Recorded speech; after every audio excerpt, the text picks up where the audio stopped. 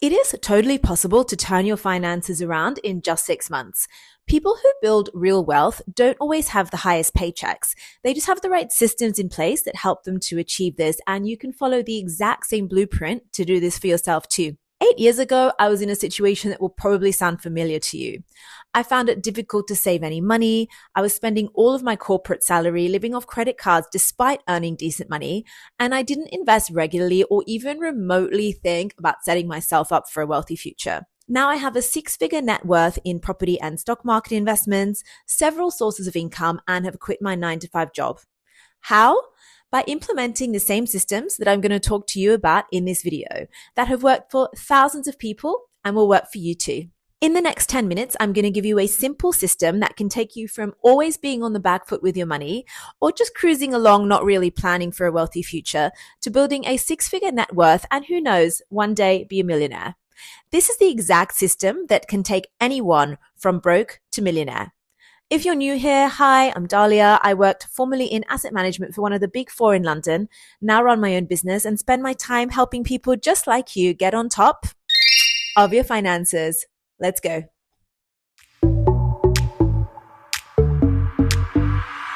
There's a term in behavioral science called information avoidance.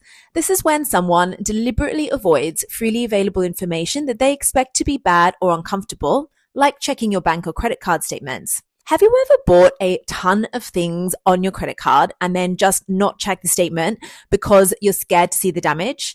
Or maybe it's the last week before payday and you don't want to look at your bank statement because you're scared to see how little money you have left to last you for the week. Information avoidance is when our brains convince us that if we don't look at the problem, it will magically go away.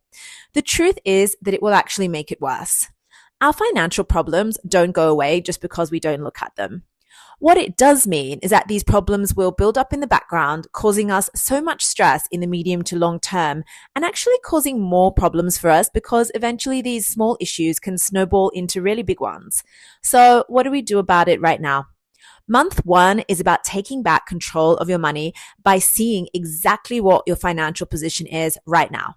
One way that you can really keep track of your spending is to use a budget tracking sheet. I have made a complete budget tracking tool that I'm going to link in the description box below. You can download it and use it to keep track of your finances for the entire year, as well as see some really handy tax tips for the UK. If you're not a spreadsheet person, you could also use a budget tracking app. For example, in the UK, there's an app called Plum. It connects all your bank accounts and credit card statements, and then they'll tell you instantly what your spend is and how much you owe or have saved by linking all of that information together. I will give you a link to download Plum in the description box below. It's completely free to sign up. This is not an ad. I just really enjoy using this app. There are just 3 numbers that you need to pay attention to for this financial glow up plan, and they are your total income, your total expenses, and the difference between these two. That difference is going to paint a picture for you of whether you're building a financially free future, i.e. is it positive or green and you can use your excess income for saving and investing, or is it negative and red and you're slowly getting yourself into more debt rather than building wealth. In month number 2, we're going to build a starter emergency fund. An emergency fund is savings that you have ideally separate from your current account that acts as a cushion for you when things go wrong, which inevitably at some point they will. I want you to start really small here with building just 1 month's worth of savings. The way you work out how much you need to build is to take your total essential expenses, that is how much money you need to just survive for a month, that is your rent, bills, food and transport. Let's say that number is £2,000. I want your month 2 focus to be putting that money aside in a separate high yield savings account. I know this is going to be tough to do as we humans are not wired to want to give up the nice thing right now so that we can have the nice thing later on. We want immediate gratification, the quick wins, the nice things. It makes having to save money feel like we're depriving ourselves because we are wired to want pleasure right now. But I want you to reframe your thinking. You are not depriving yourself, but rather you are setting yourself up for financial freedom. So I want you to set yourself this challenge, which is a low spend month. That means spending only your essential living expenses for 1 month. So plan during month 2 to cut out all unnecessary subscriptions, shopping on and offline, dinners out, cook all your meals at home, and put the money that you would have spent into a separate savings account.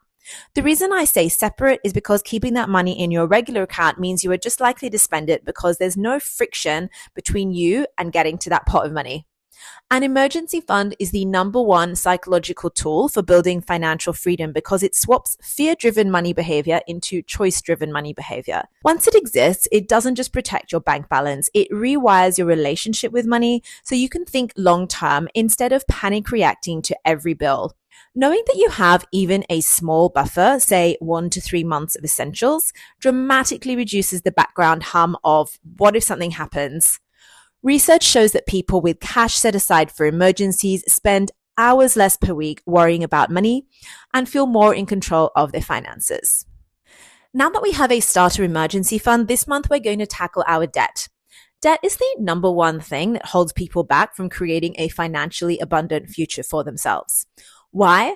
Because debt is the silent wealth stealer. Paying off interest for things that you have already spent money on means you are now literally paying back the bank thousands in extra money for things that you probably couldn't afford in the first place, which is why you put them on your credit card. Now, not all debt is bad debt. Things that I would classify as good debt are your mortgage, for example. These have typically very low interest rates. That is not the type of debt I'm asking you to focus on here. Bad debt is credit cards, payday loans, buy now, pay later schemes, overdrafts. These charge you 25%, even up to 40% interest in the case of overdrafts, meaning that for every £100 you owe the bank, you are paying back an extra £40 just to have that debt sitting there. To get on top of your debts, I want you to take all of your credit card and loan statements and rank them in order of highest to lowest interest. Now I want you to make a plan to pay them off in order of highest interest first. Why? Because there is no point continuing to save and invest at 4 to 10% when you're paying off interest at 25%. Whatever surplus money you have after your essential living expenses, I want you to focus this month and for as long as it takes to redirect all that surplus towards paying your debt down as fast as possible. If you want a complete explanation of debt repayment strategies, including how to reset your interest to 0%, I have this video here on my channel, so I recommend watching that next. If you don't have any high interest debt, I want you to redirect your surplus money into building out your month to emergency fund to 3 months worth of living expenses. Month 4 is where it gets fun because this is the month we're going to start investing. Investing is the number one thing that I did to turn my finances around into a 6-figure net worth and is the key to financial freedom. A lot of people think investing is too complicated for them or too risky and they'd rather just keep their money in the bank. But actually, the sooner you start investing, the sooner you're on your path to financial freedom. Money sitting in a regular bank account is actually losing you money every year because of inflation, which is the rising cost of goods and services. This is around 3% of the UK, and it's higher than the average 1% or so that a normal current account is going to pay you. So keeping your money in the bank actually means you're losing about 2% of it every year.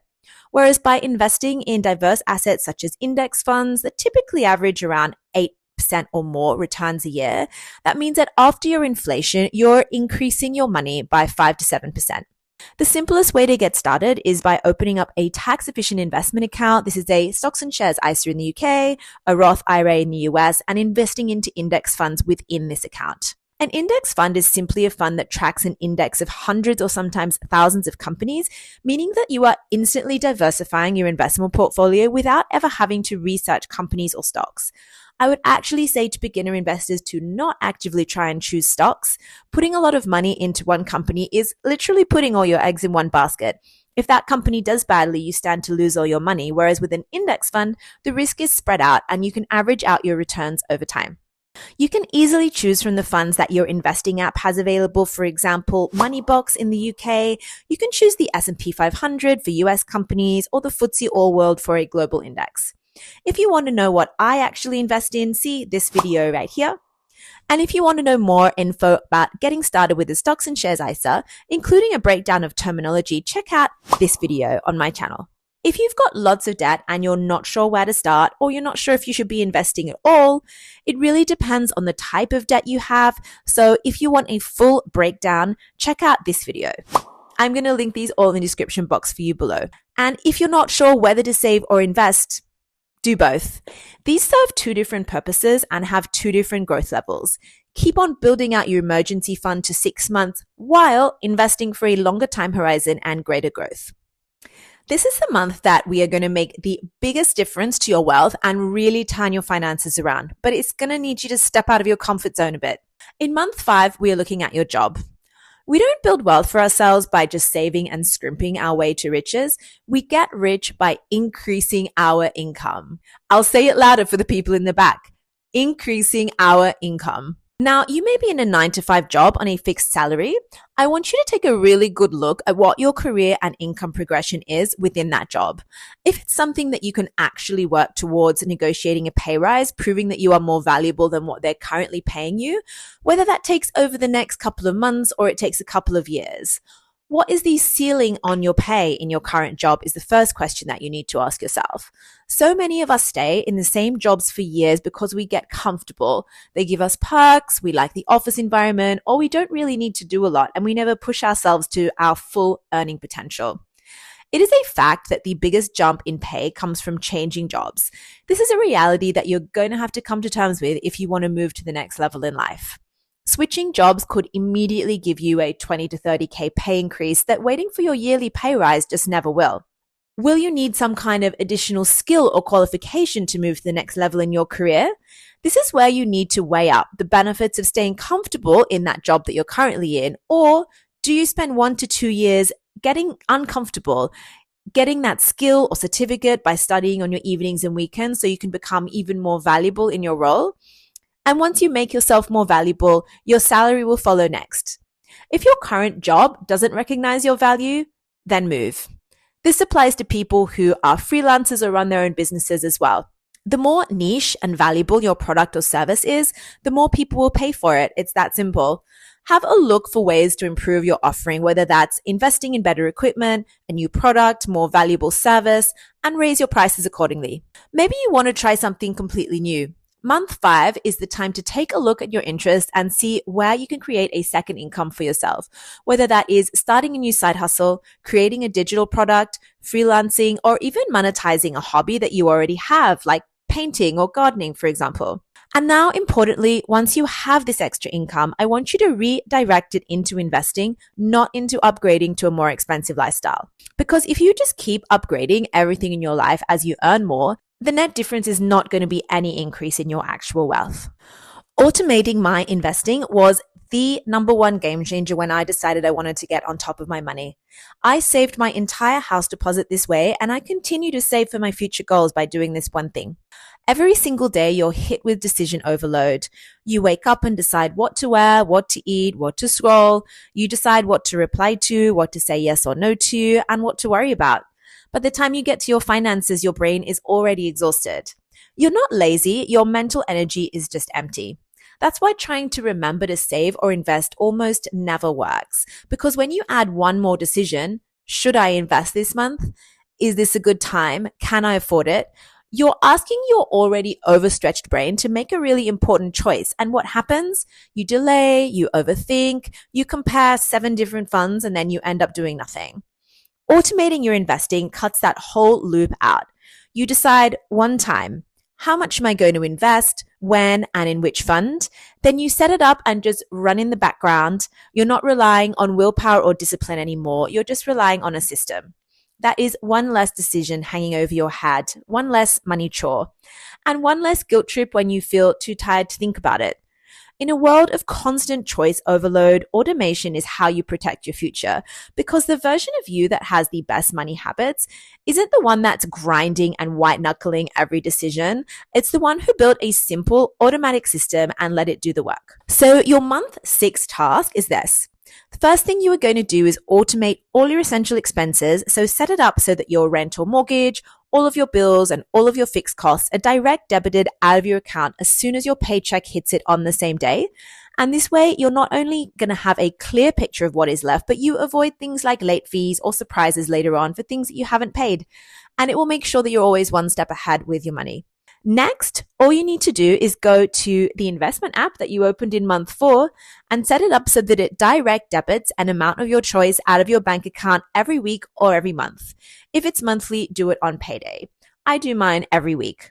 The standard amount is 10% into savings, 10% into investing, but it's really important that you choose an amount that works for your affordability and how comfortable you are. And that is it. Set it up once and forget it. Let it run in the background while you quietly get rich. And now that you've completed this 6-month program to turn your finances around completely, the next phase, which is just as important, is to keep reviewing everything that you've done. From your savings and investments to your budget and income, our money situation is constantly evolving. So it's important you are checking in with it regularly to see if anything needs adjusting. Can you save and invest some more? Do you have new money goals, a new job? And are there more efficient ways to do things? And that's why I'm here every single week with new content on personal finance, money, and investing so that you can stay on top of your finances. See you next week.